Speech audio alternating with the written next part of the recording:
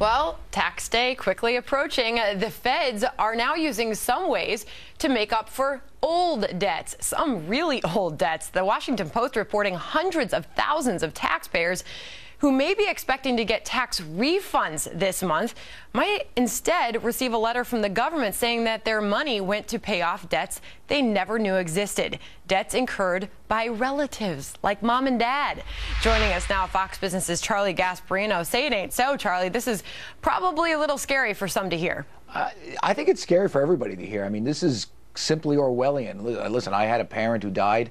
There was nothing in the estate, but I remember when she owed some money, people called me and said, "How do I get in line to petition the estate?" You know, think about me having an estate, but the estate so we can get our share. And you know, they had to petition. This is different. This is the federal government essentially saying this: if somehow in our records we found that your mother 50 years ago was overpaid after your father died because she got some benefits from your father's Social Security check or something along those lines, we can go after you, the oldest sibling or one of the siblings, and get that money back. It is absolutely Orwellian. And I'll tell you, I'm not a lawyer. I read a lot about the law. I report a lot on the law. I can't imagine that this is constitutional. It sounds insane. And here's the really, really scary part of it. It was tucked away in the Farm Bill because there was a statute of limitations on this for 10 years. They put it in the Farm Bill that you could still go after people for these debts at any time. No statute of limitations. It sounds unconstitutional. And I'll tell you, if anybody out there is worried about big government, this is what it's all about. It's scary. Yeah, and by the way, this was a single sentence tucked away in the Farm Bill, and this isn't new this year. This has been an aggressive effort by the government over the past 3 years. Obviously, after 3 years, and it looks like the government's intercepted $1.9 billion in tax refunds.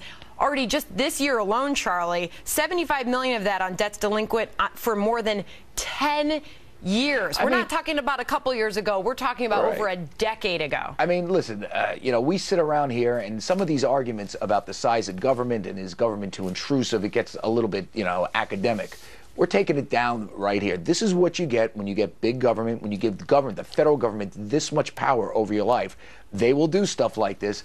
And I'll tell you, it's up to the courts to stop this. This will not stop unless the courts get involved. This woman, one of the people in the Washington Post piece, is obviously suing. Let's see where this goes. But I can't imagine that they can use whatever law, eminent domain, something that's in the Constitution, essentially to say that you owe the debts of your deceased parents and where the sort of the lineage of how to prove that you benefited from that debt. I mean, in this one instance, the woman was like a kid. How do you prove that the few bucks that the old man, you know, Social Security death benefits went to the mother, that those few bucks might have benefited her in some ways? It really is insanely scary. Yeah, and Charlie, it doesn't look like anybody really wants to take credit for this. Of course. Why the Social Security Department saying that the agency didn't ask for this change. The Treasury says it wasn't us. Congressional staffers say that the request probably came from the bureaucracy. So if anybody wants to look for somebody to blame here, who is it? Well, maybe the IRS, because they have no problem imposing this.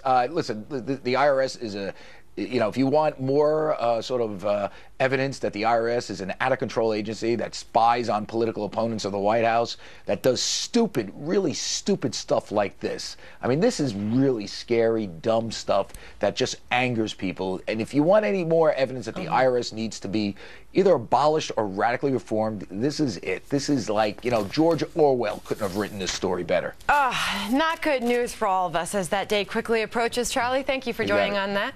Charlie Gasparino. Charlie has put it perfectly. Yes, he did. Yes, as he always does.